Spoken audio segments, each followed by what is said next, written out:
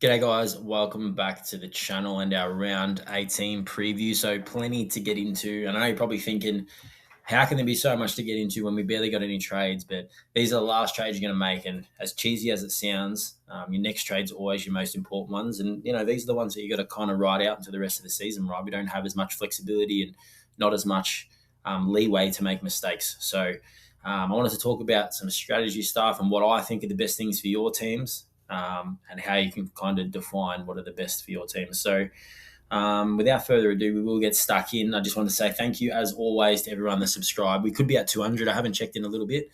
So if I am, I'm stoked. Thank you. And like I said, my goal was to get into the top 200 in Supercoach, but to also get to 200 subs. And hopefully we're there. I haven't checked yet, but if not, please sub, comment, like, get amongst it. I really love interacting with you guys. You probably see in the comments, if you have a look at my videos, I try my best to respond to as much as I can. So really, really appreciate all the support.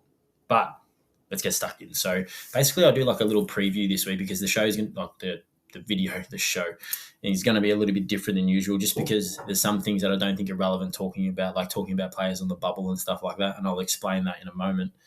But we'll talk about the teams that have been sort of selected already. There's only one game being selected, as it's only a Wednesday, but we'll chat about that. We'll talk about some rookies that I think are good options, or what rookies I think are good options moving forward. Maybe not individual rookies.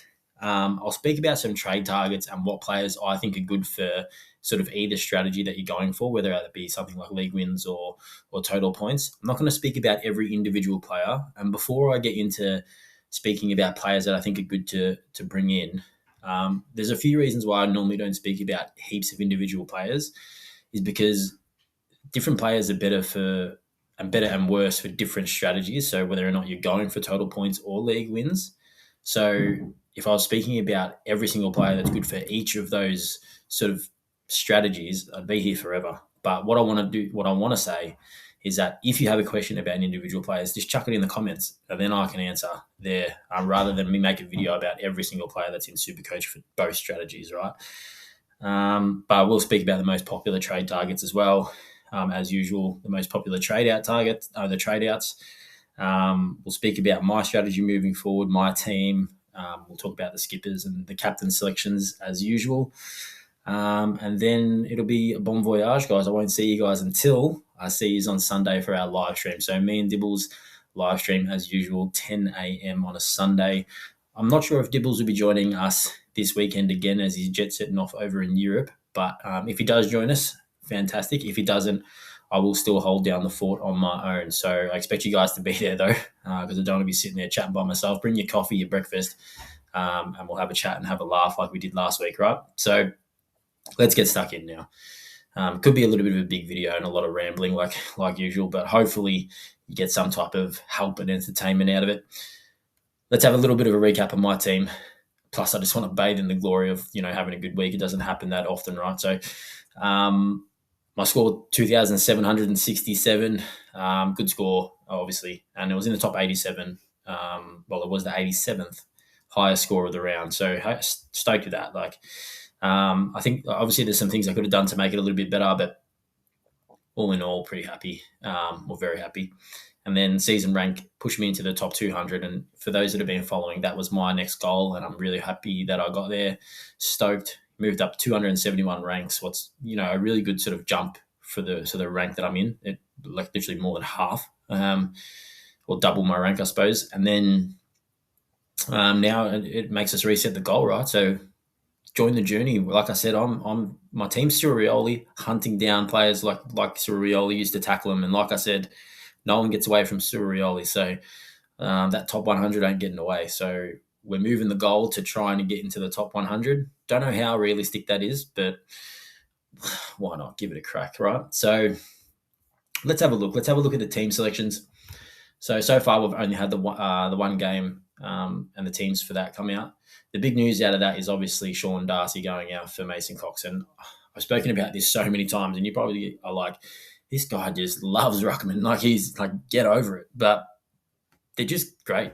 And having those big three, like I've said over and over, Jackson, Gundy, and Gorn, it comes in cycles. There's just no point stressing about it, because coaches are going to try 3 ruckmen. They're going to, I mean, 2 ruckmen, some cases 3 ruckmen with North Melbourne. They basically play 10 ruckmen. The only person that loves ruckmen more than me is Alistair Clarkson.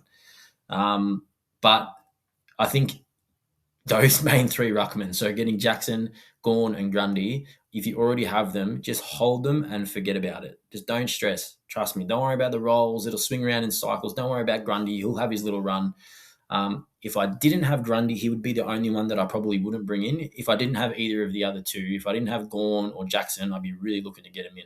I don't even know what Gawn's price is. That's how much I've sort of paid attention to Gawn. Like, I've just had him and just sat him there. Same with Jackson. Same with Grundy, to be honest. But if I didn't have either of those 2 boys, I'd probably be trying to figure a way to get them in. I think Gawn is better than anyone. I think he's better than Naz. I think he's better than whoever you're thinking about bringing in. Gawn's better than that person. So I'll be thinking about getting those guys in. Long story short.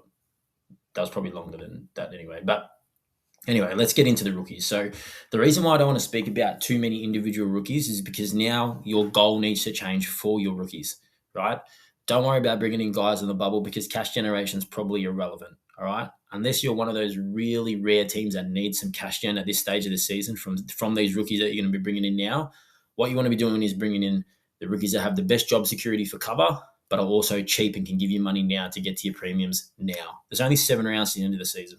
So if you're playing for total points, you need these points coming in now. So get these players in, all right? Make your last, sort of downgrade to a 99K rookie and, one up, one down to your premium or whatever it is. Get aggressive if you're going for total points and get those players in now because the quicker you get them in, the longer they're going to be able to score for you. So, and that's where I kind of made a little bit of a mistake, and I want to speak about that as well. So I did say, and that's why I'm not going to speak about the rookies too much, but I think Franku is obviously a clear one, right? And I'd still go him because I think his job security is good, and I think, well, I know he's cheap, right? He's as cheap as they get, 99K. So he can score, good job security, and he's cheap, ticks all the boxes. In terms of the other rookies, just have a look, all right? But put a premium on going as cheap as possible and job security. Don't worry about them being on the bubble. Who cares, right? That's not really a priority anymore. You just want to make sure they're in the team and can provide some cover for that position, but also give you as much money to go to the player that you want to get to. So that makes it easy for us to move on to the actual goals. So the 3 goals that I want to speak about, and you need to decide where your team fits into this because it affects your trade strategy so much. And you've heard me speak about it before, whether you're playing for league wins, whether you're playing for total points. And there's a difference between legitimately going for total points or just maintaining your rank, right? And what I want to speak about that is, if you're going to go for total points, you're still going for risk. You're taking on really high risk trades for the chance that you finish as high as possible, but you're also risking a chance that you go all the way back, right? So you're basically not burning your trades in terms of wasting them, but taking big risks to try to finish as high as possible. And I know a lot of people are like, well, to finish high, you need to keep trades to, for injuries and all this kind of stuff. And yeah, in an ideal world, you do. But even those really, really top teams, those top 100 teams have taken risks and they're going to rely on luck as well. All right. They've relied on luck as well this season already. It's impossible to win Supercoach without some luck. So if you want to risk it, just risk it and go for it. And that's why I was disappointed I didn't bring in Marshall last week. And I'll speak about that in a minute. But or you can do sort of what I did and maintain some trades, kept some trades. What makes it a lot easier for me to maintain, if I wanted to maintain my rank, I'm pretty confident I'd be able to hold onto a top 1,000 spot.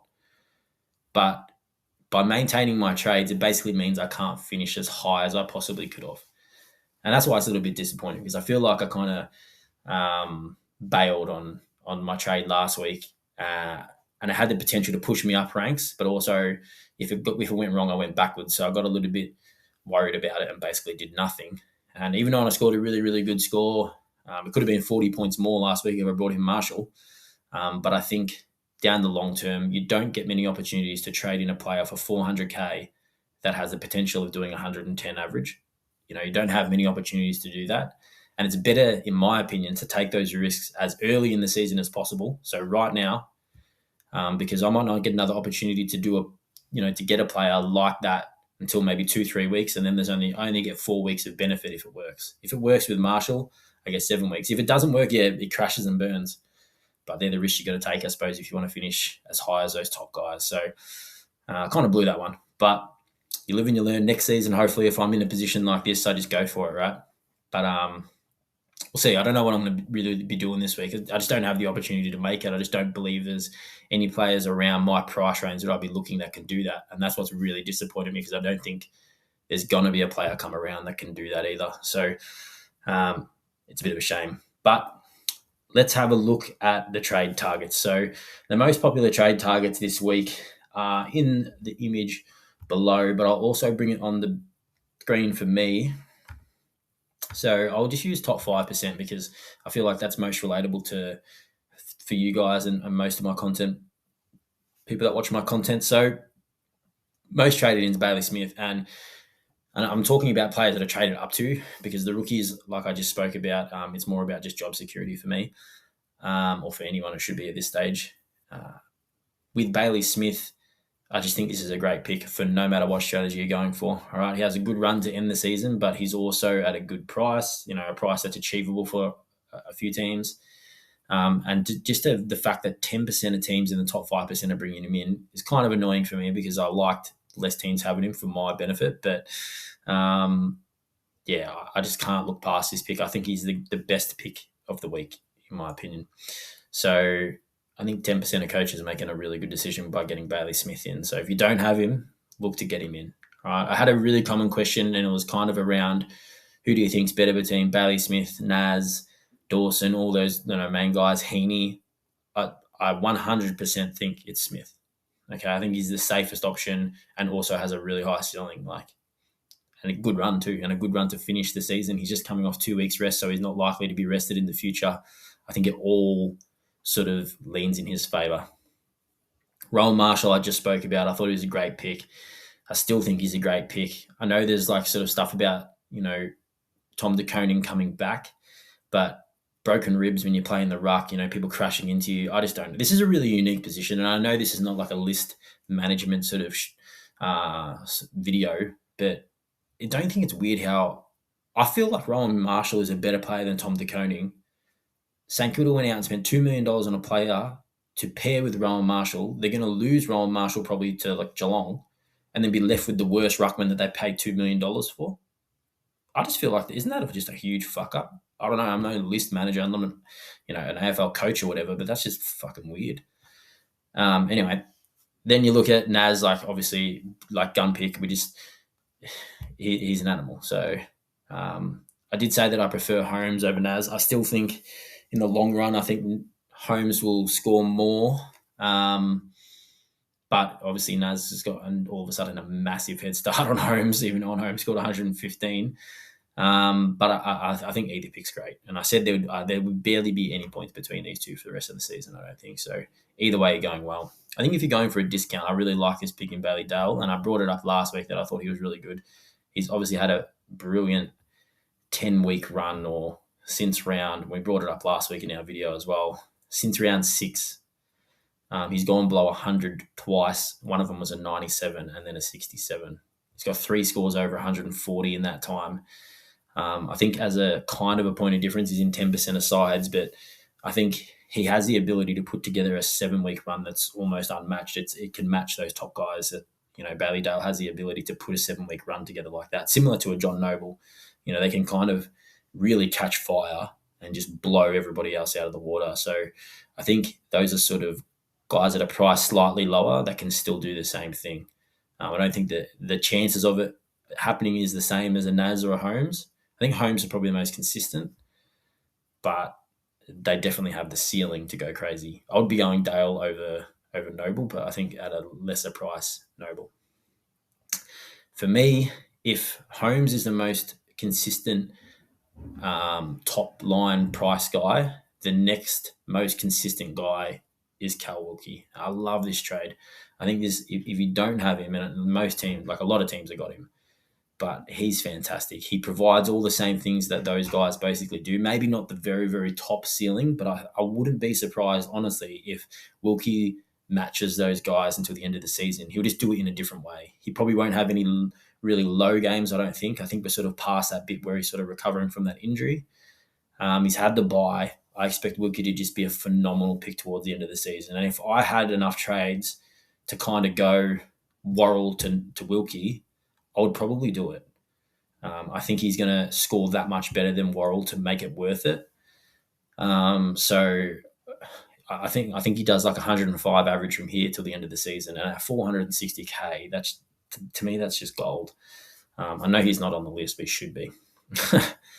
Let's talk about Brad Hill. So I've done some prep for Brad Hill. You're going to have to stay with me here. So obviously there's a lot of talk about Brad Hill. I've seen content creators talking about him. My mates have been speaking about him. Every single person's been speaking about Brad Hill and bringing him in and the potential that he has and all this kind of stuff, right? What I wanted to bring up about that is that sometimes I think when we have someone score, obviously we have a really high recency bias in Supercoach. We see a guy score 160. We relate it to Jack Sinclair going down because he went down injured the week before, and we're like, oh, he came out and scored 160, looked fantastic. There was a role change. Yep, let's bring him in. I want to speak about all of that. Okay, so I'll admit Brad Hill looked good against Essendon. He looked really good. Do you know who else looked good against Essendon that game? Naz looked good. Brad Hill looked good. Max Hall looked good. Ryan Marshall, Hugo Garcia, Darcy Wilson, Mason Wood, Cal Wilkie, Marcus Windhager, Mitch Owens, Caminiti, Philippou, Ryan Burns. Everyone looked good against Essendon. Everybody looks good against Essendon. The Waterboy scored 100 against Essendon on the weekend. Everyone scores 100 against Essendon. So, and this is what I was bringing up in my video before, the preview. I think the matchup has never mattered so much. And it goes back to my point about knowing what your goal is. You know, bring in players for your league wins that are playing against Essendon and Richmond in the last few games because they're going to score that many extra points. You can take a risk on some of these mid-prices that play for those teams. You know, you might not have to go a top guy. You might be able to go a rung below, but they play against Essendon and Richmond in the last couple of games and they're going to score you tons, right? So that's what I'd be thinking of if I was going for league wins. So you guys are going to work out what players they are, but that's the advice that I would give you if you're looking for league wins. You know, you might be able to bring in someone like a Hugo Garcia, right? And it might seem crazy, but against Essendon and Richmond, it's not. You know, it's like they're most likely going to score really, really well. And that gets me back to the point about the Brad Hill trade-in. I watched this game not so closely to really care that much. And then eventually I just got over it because it was just an absolute beatdown. So I was like, I'm not watching this. But did Brad Hill really have a role change, or are we just making it up to sort of match what we want it to be? And I feel like there can be content creators, my mates, whoever it may be, people just talk about it and be like, oh, he had a role change on the weekend. But did he actually have a role change? Like, do we know that? Like, did we actually watch to see that happen? Because I didn't really notice it. And then I went back and I did a little bit of research. So this is his heat map. So this is heat map against Essendon. So all I heard on what I've seen so far is he played halfback, right? There's not many touches there at halfback. That looks like he played on the wing to me. Anyway, we move on from there. The week before, that's his heat map against the Bulldogs. So that looks more like halfback to me. Yes, he still scored all right. He scored 100, I believe, but not the 160. You know, it was like basically a flat ton, a 106 or something like that. That's still a really nice. That's nice, but to me, that's not really a role change. I wouldn't directly relate it to a role change. And then there's this game before that against the Giants where he scored barely anything, and that kind of looks like a halfback role, if anything, to me as well. So was there really a role change? And then you look at his kick-ins. He had 2 on the weekend, but it's not too dissimilar to the rest of the season. He has 2 regularly sort of throughout the season, like in little, you know, sort of patches throughout the season. So is it, and the person that's down on kick-ins at the moment is Wilkie. I expect him to get those back as well. So I don't know if I'm really buying into everyone saying that he's had this massive role change. The other thing I want to mention as well with Brad Hill, he has 33 years old. He has a lot of evidence. There's a lot of evidence on Brad Hill. Why now? Like, why at 33 years old? And I know I've spoken about in the past that Supercoach isn't directly related to the best players. Like, just you can score badly in Supercoach and still play a good footy game, and vice versa. But in general, as a general rule, the best players are the ones that score well. That's why Dacos is up there every year. Bontempelli's up there every year. Max Gorn's up there every year. They score well. It's how you score points in Supercoach, right? It's common sense. Why in year 15 at age 33 has Brad Hill not played in one of those roles? Like, if he was good enough to have played in those roles to score really well, he would have played in one of them, and I know this year this is the best he's ever averaged in his whole career to this point. He's averaging 90 is the best he's ever done in 15 years. To me, it just seems like a real stretch to be bringing in someone like Brad Hill. In year 15 at age 33, after I think we've kind of made up that he had a role change. And he played against the worst team probably in the past 10 years and scored 160. So I just think there's better places to be taking risks on players that have done it in the past. But look, I can understand, I can see there's a risk, there can be a reward there. And like I said, he only has to do it for 6 weeks. He only has to do it for 7 weeks. So if he gets it right for 7 weeks, it's good. But personally, I like seeing that this many people are bringing in Brad Hill because I think they're making a mistake. But I'll put my hand up if I'm wrong, and I'll cop it in the comments. That's fine. But it's definitely not where I'd be going. I'd take the risk somewhere else. I'd rather take the risk on Rankin. All right, Rankin's done it before. The only thing is with Rankin is he has a poor injury history and he's out of form at the moment as well. But at least he's done it. He has a good role. The role change, there is no role change. He is a sort of permanent fixture in midfield in Adelaide.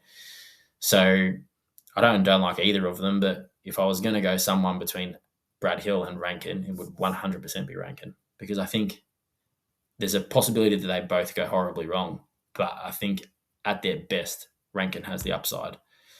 So that is my little 2 cents on that. I have some players that I want to speak about just off my own without bringing up those players that are in the trade outs. So like I said before, if you're bringing in players for league wins, go to ones that have good finishes to the season. And a clear example to that would be someone like Bailey Smith, like I brought up before, or Jordan Dawson, who play Essendon and Richmond in the last 4 games. So I think someone like players from Adelaide could be a good pick, or players from Brisbane who have a really nice finish to the season. They could be good picks. And you might be able to go cheaper on players like that. Like I said before, like a Hugo Garcia, you could bring in the equivalent of Hugo Garcia of a Brisbane, or of an Adelaide or something like that, right? Maybe Jared Berry is the player that you go. Someone like that. You might be able to save on them, but they still score 140 against Essendon and Richmond, if you're a bit strapped for cash and can't go those sort of super premium guys. Just something to think about. Or is it, I might have got his name wrong there, but Berry from Adelaide. So the players I want to speak about, I'll break down each line and just quickly go over them, because otherwise this video is going to take forever. But I think in defense, Holmes and Wanganeen-Miller are the clear 2, right? You probably need to get them. If you're sort of a good side, you have to have them. If you're missing out on them, though, I don't think it's the end of the world, as long as you can sweep up and pick up guys like Wilkie. I think Wilkie's got the best of both worlds. Honestly, he's like a 5-star recruit. I think he's durable, he can score large, and he's not that expensive. He's cheap. $460 for someone like that can score 105, I think is great. Blakey is also a bit more of a risky pick around his price, and I know he's been down for a few weeks, but I still see the risk there. I still see the reward there. He is risky though. But if I was picking between Wilkie and Blakey, it would 100% be Wilkie, because I still think Wilkie has the upside. There's a world where Wilkie goes 115, right? He can just go. He has the ability to score large, but he's also just durable as hell, consistent, and yeah, he's just not very expensive at $460. So if you don't have him, get him. And for me, if I was taking a long shot hit in defense, someone with a lot of upside around that 400K mark, and there was players that I looked at, there was like sort of like a Tom Stewart or Himmelberg, and there's a bunch of players kind of around that 400K range. I think the player that I like the most, and this is getting silly now, I'm picking this, but I think as bad as it's been this year for owners, I think Houston is the one that I would take a stab at. And I'm really, really glad that I'm not in this position, because I really don't want to be bringing Dan Houston into the side. But he's just got he's got less competition for points. Like, yes, he has rebounding defenders that play similar roles, but they don't really score that well. So there's points there for him. Josh Dacos is sort of that player, but doesn't score well. Jeremy Howe takes the position and takes sort of the role, but doesn't score. You got Braden Maynard there, Isaac Quainer. They sort of do the same role, but they don't really score. Whereas like Himmelberg's got really good scorers around him that play the same role. Iden, Whitfield, Ash. So I just don't know what there is for him to sort of sweep up and pick up more points. And the same with Colby McKercher. Like, I think Colby McKercher is an interesting one, and someone maybe I would consider at a risk, because I think if he gets it right, maybe. But there's Parker and Daniel there, and to me, they're having good seasons, so I don't see Clarko changing their positions or changing their role. So I think it's kind of left for McKercher to kind of sweep up and get the rest, and I just don't know if that's going to happen. But for me, yeah, if I was picking around, then it'd be Houston. He's got a history of scoring well as well, but I don't envy you if you're in a position in the backlines are a hard position to get wrong. You get them wrong, and the players at the top really make you pay, because they're averaging 105 plus. It's not like the forward line. Your F6 can average 90, and it doesn't really hurt you too much. If your D6 averages 90, like Houston, I think Houston's less than that actually. It hurts, because the other guys at the top are going large. So having a guy that averages 87 in your backline really hurts. You could be missing out on 20 points. A guy that averages 87 in your forward line, you could be missing out on like 7-8 points. So it's not that big of a deal in the forward line, whereas in the back line, it hurts more. So in the midfield, I think for me, I don't know if this is just wishful thinking because he's in my team, but I have a look at those players that are around that 500k range, and I think who can match the top guys, who can match, Butters, Bont, Sheasel, Bailey Smith, Heaney, Dawson. And to me, the clear one around that 500k range is Ed Richards, because he's done it. I think Ed Richards is a star. He's getting enough of the ball. His disposal is just really poor. I think if he cleans that up, it's just that one thing that he's normally good at. He fixes that, I think, and like I said, he only has to do it for 7 weeks. I think Ed Richards is capable of that. The other players around that range that I think are sort of good options is I would still be, keen on Finn Callahan. I don't have any trades to make really. So this is more just for you guys. But I can see a world where Finn Callahan is a good option. He's already doing 100 as it is, basically just scoring low hundreds. I can see him, and he has gone to that next level previously. So I think that there is a world where Finn Callahan does 105, 110, 115, sort of coming home down the stretch. It's Sam Berry. What did I call him before? I think I called him Jared Berry, didn't I? Anyway, Sam Berry was the player from Adelaide. I said could be good for that last 4 games as a pod, and also playing against the weak teams at the end. So scratch Jared Berry. I meant Sam Berry from Adelaide. Who else should I have a look at? There was one other player I had in mind. Dunkley. I think Dunkley, with Brisbane having a really good end to the season, I think he's done it before. He has had a sort of like a little resurgence and a little return to form. I still doesn't fill me with so much confidence, but he's got 2 110s in a row.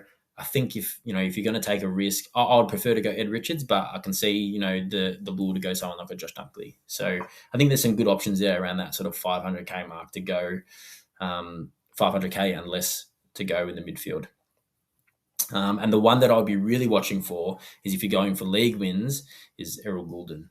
So if you go off his projections, so Sydney have a really good finish to the season. So you could imagine if you're a team that's holding on to a few trades and then bringing in your best side for the finals for Supercoach, you have a look at his end to the season. He plays St Kilda, Port, Essendon and the North. That's a really nice run to finish the season. North can be tricky, but most tags are going to go to Heaney anyway. Over these next 3 weeks, basically he cruises and gets into gear. Like Errol Goulden coming back from injury, he gets into gear. If we see something happen with Errol Goulden and see him sort of recapture that form, this looks like a really, really good people went too early on him. Like people went early on him coming back from injury, 72, 83. Those teams got what they deserve, man. But now that he's going to sort of start clicking into gear, if you see something around sort of this Adelaide game and you see signs that, Errol Goulden's returning to form, those last 4 rounds, if you're playing for league wins, you could be getting like a top line premium for 460K. You might not have the cash to bring in that last guy, but you might have it if Errol Goulden's 460K, right? So definitely something to think about. All right, definitely. Like even as a sideways trade, just to finish off your season and sneak those extra 100 points maybe off like a Sam Walsh or something like that. To improve your rank by maybe 1,000 spots or 10,000 spots or whatever 100 points is worth, kind of at your ranking. Can be worth a lot. 100 points can be worth a lot in the total rankings, and obviously it can be worth a lot in leagues and league wins. So I'd be really keeping a mind on Errol Goulden coming up into the next few weeks. Ruckman, the only one I consider not having out of the big three, so Gawn, Grundy, and Jackson, is Grundy. If I didn't have him, I don't know if I would trade him in.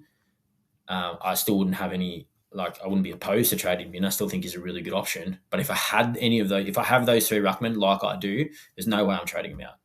There's just no way. I'm not even thinking about it. Set, forget, done. Unless they get injured, they can just stay there. They're going to average 100 plus, no matter what, almost. So forget it.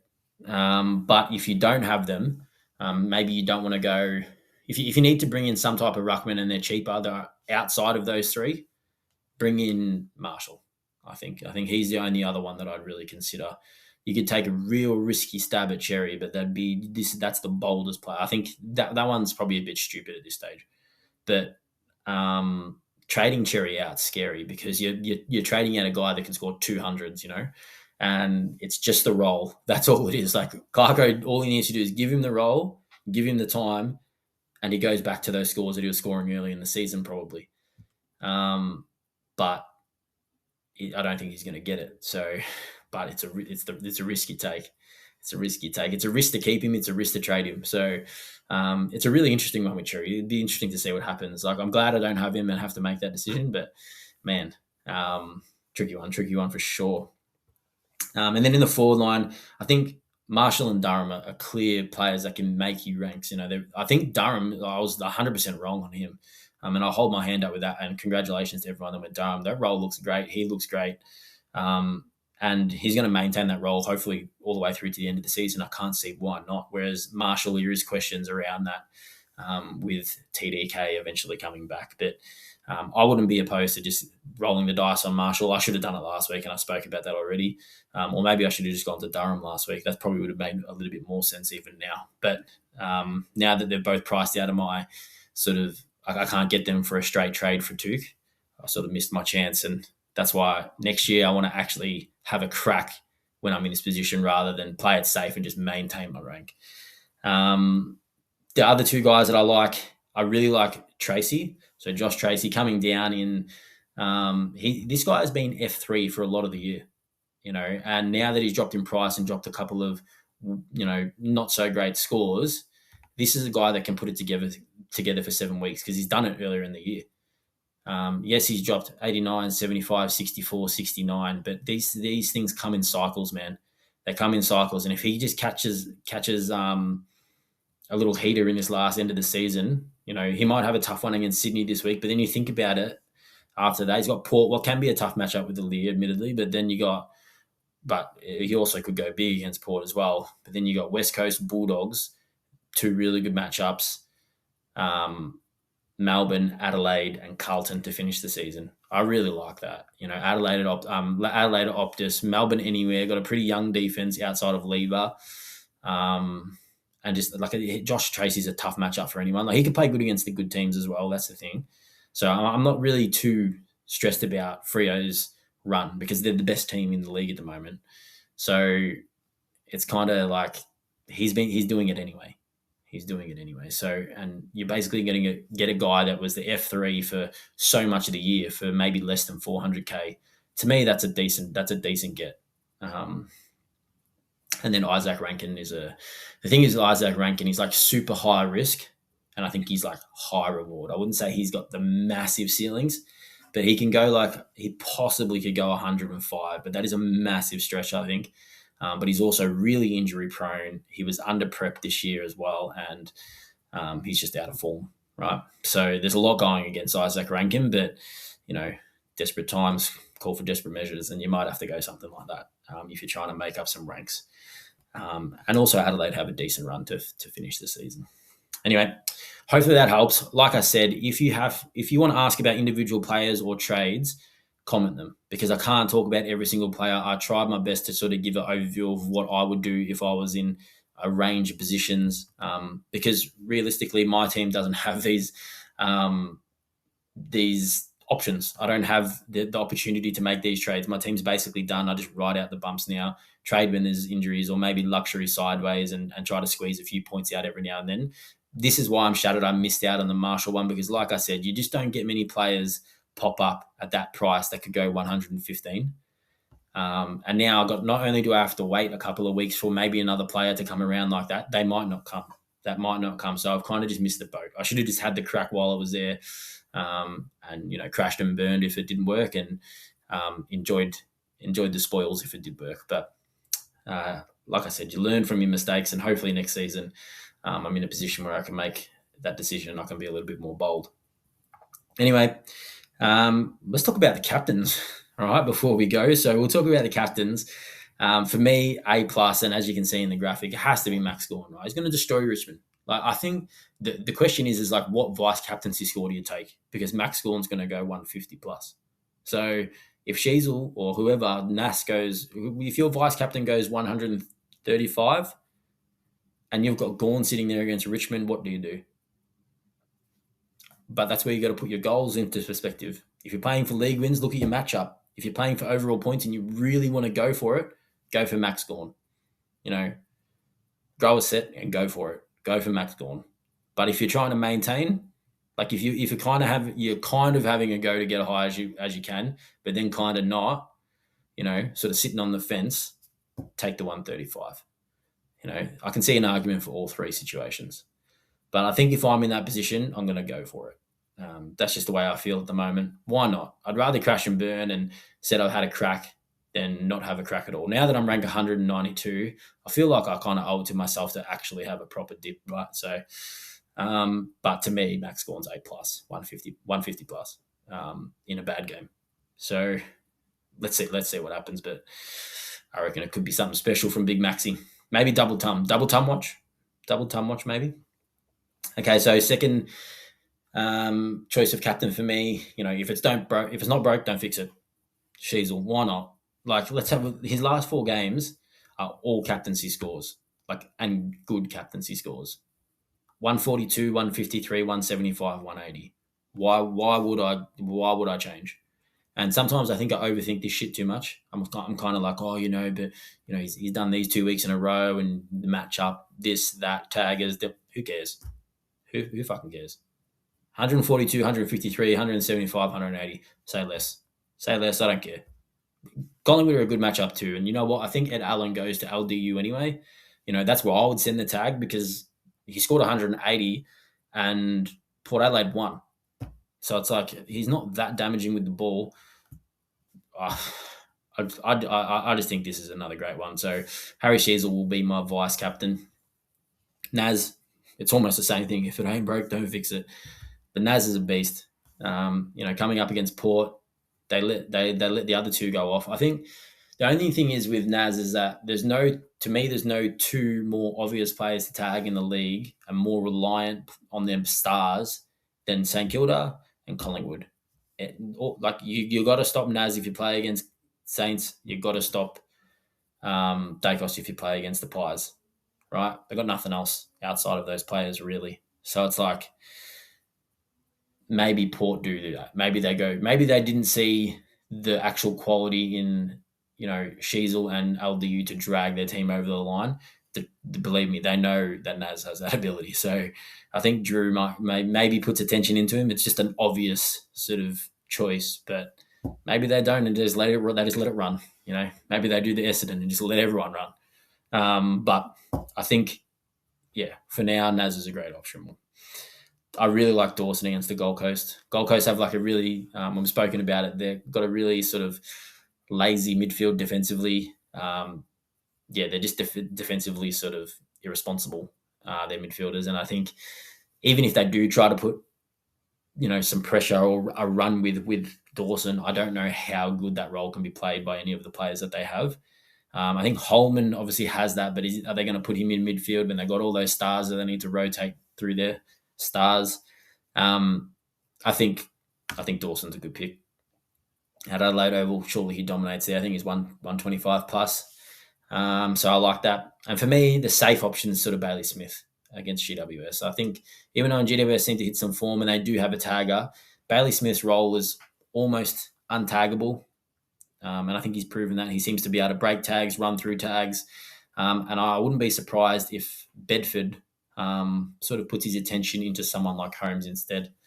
So I like the Bailey Smith one. I think he goes 120, something like that. I think he's a safe option and also has the ability to just go huge. A lot of his points depend on his disposal efficiency. I think he's going to get enough of the ball to score well. It's just when he disposes of the ball really well or has some luck about, players winning 50-50 balls that he sort of kicks to packs up the ground, that's when Bailey Smith scores really well. If the players up the ground can basically, make his disposal efficiency better by winning those 50-50 balls that he seems to sort of kick up to packs. He doesn't really hit the easy. He sort of bombs it down the field, right? But if someone takes a contested mark at the end of it, it's an efficient disposal. So, I think he's a good pick, and I think he's a really, really good pick for the end of the year. So if you don't have Bailey Smith, like I said, bring him in. So they're my captaincy choices of the week. This is how my team is going to run. Whitfield looks like he's going to be out for a week, hopefully, maybe two. I don't think that's worth taking the risk. I don't think I gain too many points. I think Hawker Hahn can have a nice week as well against the Gold Coast. I wouldn't be surprised if my bold call last week was Tuke Miller-Ton. Didn't quite get there. He should have got there. My bold call this week is going to be Hugo Hawker Hahn 95 plus. All right, 90. Let's just go 100. Fuck it. I was just speaking about putting your balls in the line and having a crack, and then I go 95 plus. That's disgraceful. Let's go 100. Fuck it. Hugo Hawker Hahn to go 100 on the weekend, and not even cost me having Whitfield miss a week. So I'm going to go, Naz, Holmes, Ash, Parker, Worrell, Hawker Hahn, Dacos, Butters, Smith, Bont, Hewitt, Neil, Oliver, Richards, Jackson Grundy, Sheasel as vice-captain, Horn Francis, Murphy Reid, Cozzy Pickett, Petrarca, Tuke Miller, and Mac Thorne. Also, if I had a roughie for captain, it would be Cozzy Pickett, because I think against Richmond, I think he could probably have 60 touches and kick 10 goals, to be honest. So who knows? I think Cozzy, even though he hasn't shown the ability to go absolutely huge, I think he could possibly. And then I think anyone against Essendon as well. So someone from Brisbane this week, whether it's I don't know about Lachie Neale, but I'd be really sort of considering, even on Zach Bailey's coming off an injury. The only issue is that you're relying on them as your captain because it's the last game. So I don't quite like that as much. I think you obviously want to have a bit more of security. And I think Max Gawn playing the game before that is just so certain as your captain. So go your vice captain earlier in the week. And don't go vice captain Max Gawn waiting on someone in the Brisbane or Essendon. Mind you, I think most teams are going to do that anyway, right? Anyway, I think that's it. All right. So it's nice for me to get this out earlier in the week. I can kick back now, watch the footy. So hopefully you guys enjoyed me getting it out before the teams. So then, it gives you guys the best chance to maybe get something from this content that can help your teams really, really assess what your teams are doing for the rest of the year. I can't stress, and I know you've heard me bang on about it so much, but are you going for league wins? Are you going to go legitimately for it, or are you just going to maintain, right? Because you got to make a decision and trade players according to those scenarios that I just brought up. Like I said, if you have any questions, just ask them. Hit me up in the comments, ask the questions. I will respond if I get an opportunity. And if you haven't sub. I'm trying to get to 200 subs. I might be there, but if I'm not there, if I am there, just get me to 300.